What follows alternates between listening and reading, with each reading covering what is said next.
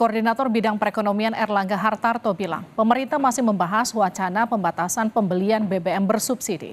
Sebelumnya Menko Marves Luhut Binsar Panjaitan menyebut pemerintah akan membatasi penyaluran BBM bersubsidi 17 Agustus mendatang.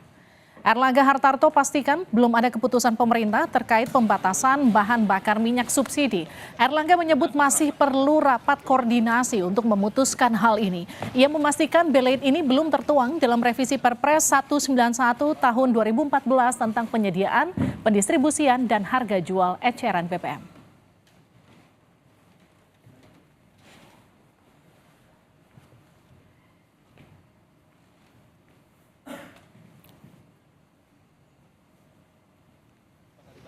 Kita akan rapatkan lagi. Belum menunggu revisi Perpres 191 ya. Jadi akan pembatasan subsidinya bagaimana Pak? Belum. Campuran yang 5% itu kapan Pak? Ya, itu dikaji lagi sama Pertamina dan kesiapan daripada Pertamina untuk tangki dan yang lain.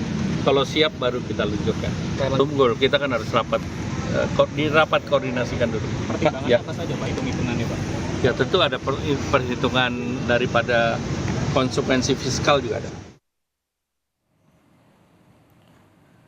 Saudara, pemerintah bakal memperketat pembelian BBM bersubsidi mulai 17 Agustus mendatang. Menteri Koordinator Kemaritiman dan Investasi Luhut Binsar Panjaitan menyebut hal ini agar pengaturan BBM subsidi lebih tepat sasaran.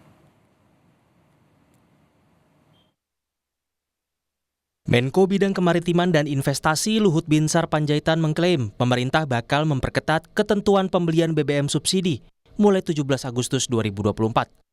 Hal ini dilakukan agar penyaluran BBM subsidi tepat sasaran serta sebagai upaya menghemat anggaran negara.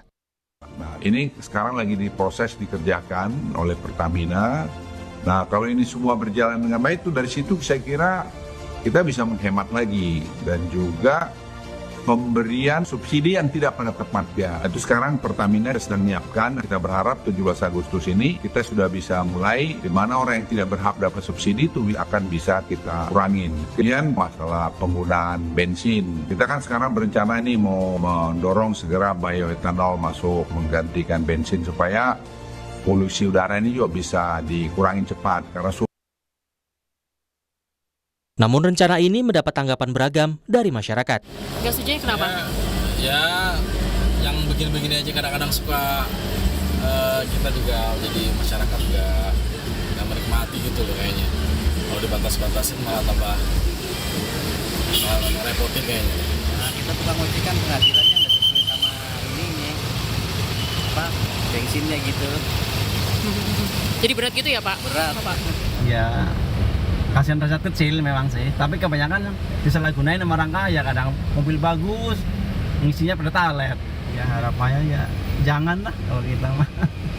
Gitu. Tiap tahun pemerintah menganggarkan subsidi untuk kebutuhan BBM.